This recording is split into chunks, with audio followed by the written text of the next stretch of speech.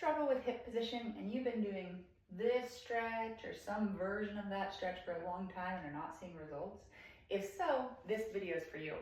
I'm Coach Chelsea Z and welcome to Wellness Wednesday, and today we're going to be discussing lower body positioning and how to address mobility and stability issues in the pelvis and the hips with posture.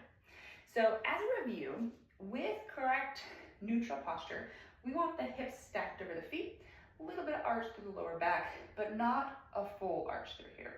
Now, if you have hypermobility through your knees, you lock out the knees, we oftentimes find ourselves standing in this position, washing dishes, standing, whatever. Now, what this looks like from the surface level is saying, hey, I'm so flexible through here. But in reality, what actually happens here is that as I push forward, I have a huge arch through my low back, and a lot of the internal muscles in this area are super tight from overworking and being in this stretched and engaged position. If you don't have hypermobility through the knees, this can look two ways. One, toes turned out, hips pushed forward, very, very common. Or two, standing in some kind of like back arch position all the time, which again puts a lot of pressure in the low back. So addressing both of these problems is difficult, but definitely feasible. So there's two pieces of it. One, we need to improve mobility.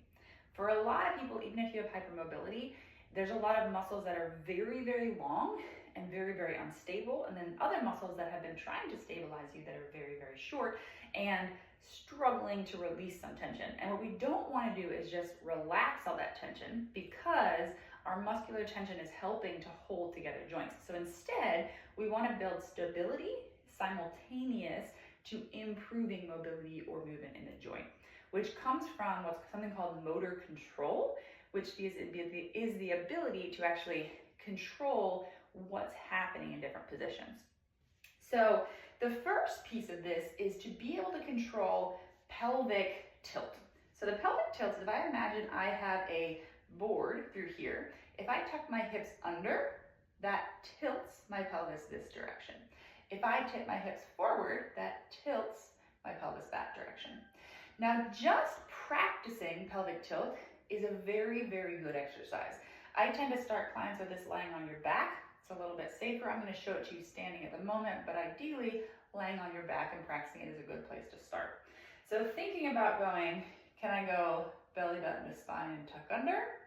And then can I go belly button forward to relax and to get a little more arch? So controlling this motion.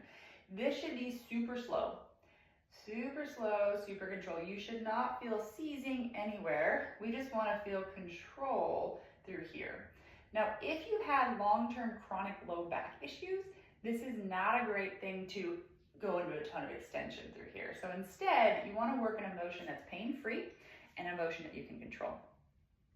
Now, the second exercise that I really, really like for lower body posture is a lunge. However, it's not an ordinary lunge that's really like, oh, I gotta get strong, build light lower body muscle, but it's a lunge that's focused on posture through the pelvis, control, and then learning how to stabilize.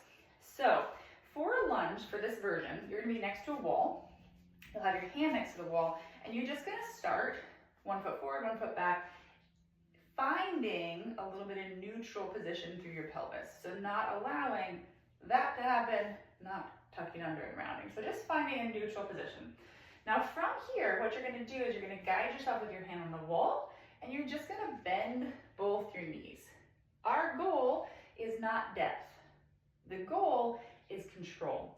So can I keep my pelvic tilt even while I go up and down without doing some version of tilting forward or back? So I hope this video is helpful for you. Give these two exercises a try and see if it helps you to improve your standing posture and your moving posture and your ability to address mobility and stability through the pelvis. Follow for more tips and help. And then next week, we're going to be talking a little more about upper body posture on Wellness Wednesday and how we can address mobility and stability through the torso.